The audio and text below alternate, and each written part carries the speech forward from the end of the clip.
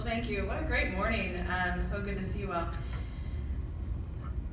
There's a prevailing belief, I think, in the American marketplace that employers like those of us represented in the room here today hire college interns for a few months or for an academic term or for an entire academic year, and we use them as cheap labor. There's a stereotype that they are glorified coffee fetchers and paper filers and note takers, and that reputation exists for a reason. That reputation exists because companies, many companies, big companies, medium-sized companies, small companies like mine actually do that. And it's not because the companies are selfish. It's not because the young professionals who come to work for us are not respected for the value that they bring or the creative ideas that they have. It's because no one ever taught us how to supervise an intern. So to do it and to do it well eventually, I think we all first initially do it badly. I had my first intern about 15 years ago, and I got horrific reviews from her at the end of her term when she wrote up her reflections on the experience of working with me.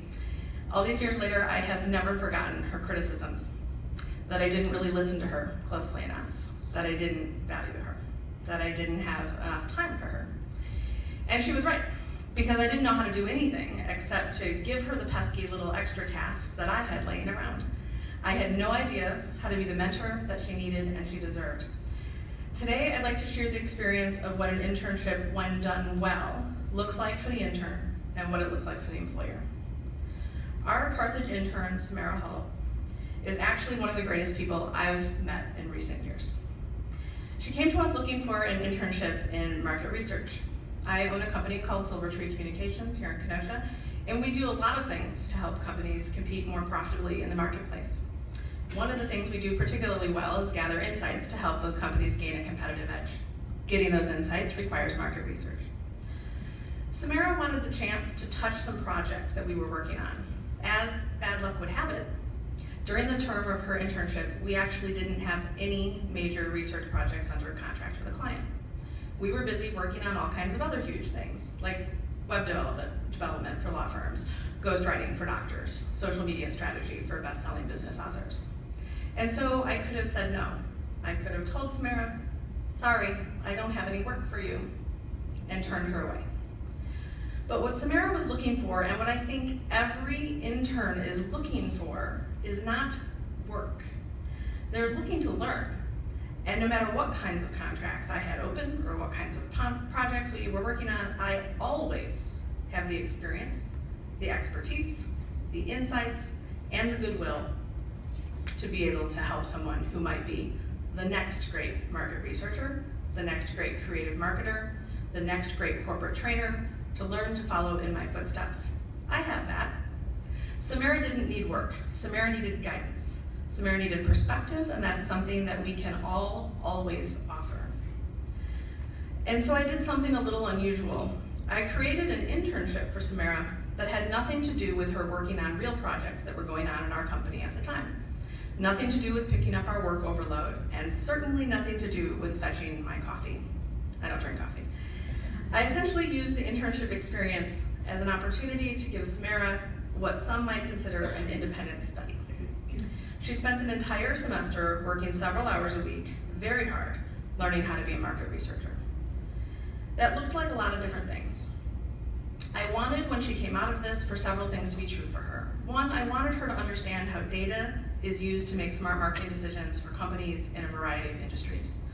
I wanted her to understand all the places to get that data.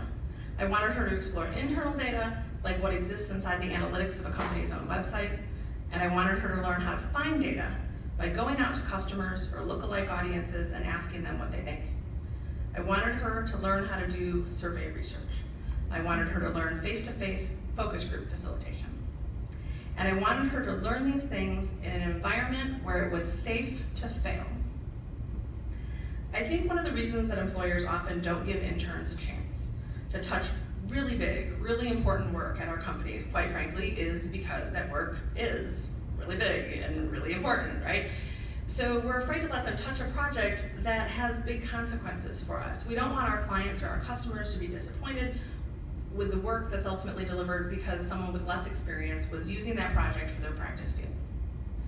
And most of us who supervise interns have been too lazy, myself included, over the years to create a safe practice field for that type of learning. Or maybe we're just too busy, or as yet uninspired to rethink the notion of mentoring a college intern. So what I did this academic term for Samara was I created that practice field. And doing that was a lot of work for me. We had meetings and we talked about things that mattered to her. We had hands-on sessions inside of Google Analytics. We chose a project that mattered to her by looking at all the things she was interested in becoming an expert in. She happens to be the president of the Model United Nations Club here at Carthage. And the Model UN is a thriving club, but could be a little bit better. Just like all companies with great marketing departments and great marketing agencies, she was wondering how they could be a little sharper. And so we did the research to find out. Samara worked her tail off. She did an online survey with the members of the Model UN. She had a higher response rate than any piece of market research we have ever done in my company. She got fantastic data. She asked brilliant questions along the way. She worked really, really hard. We took that data and then we built a focus group to dig deeper and to find out more. And she handled every detail that she was capable of and more. She booked the room, she coordinated the catering.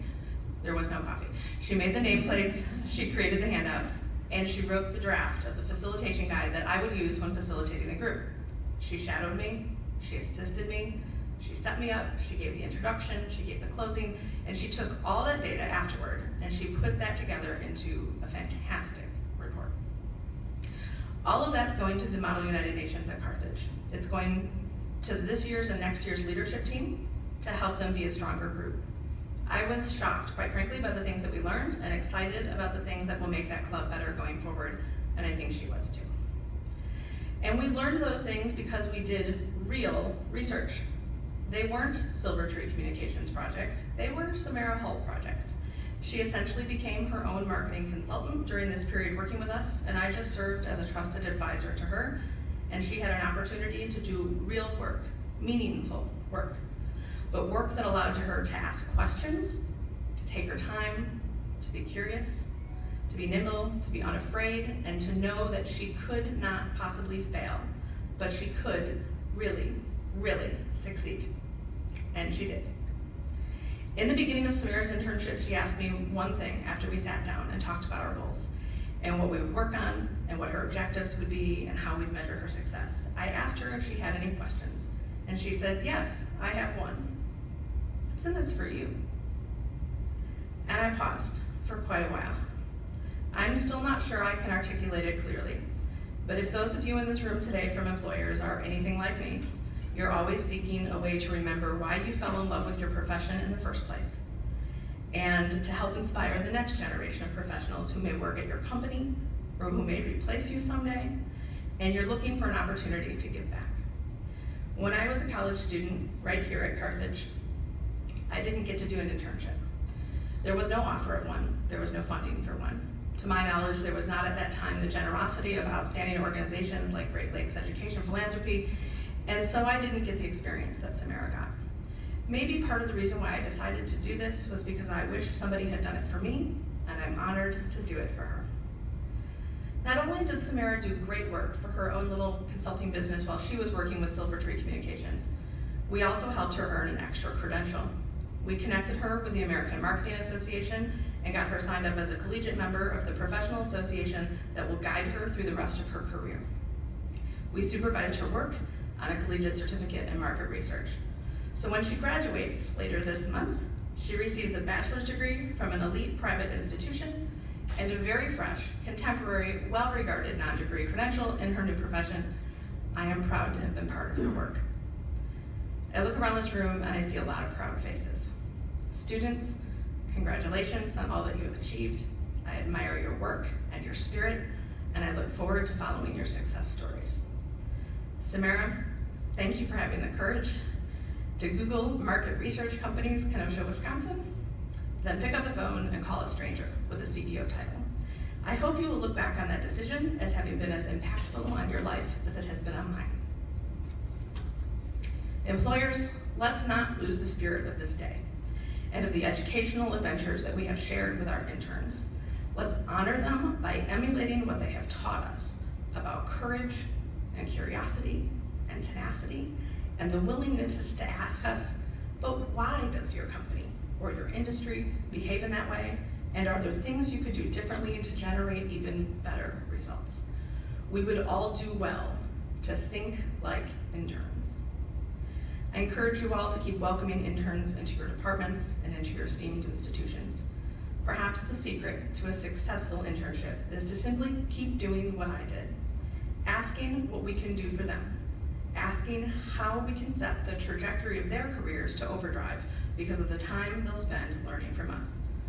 Do that, and you will get everything you could possibly need out of your intern, but you're going to need to get your own coffee. Thank you, Ryan, for inviting me to be here this morning, and thank you, all of you, for listening. It was an honor to meet you.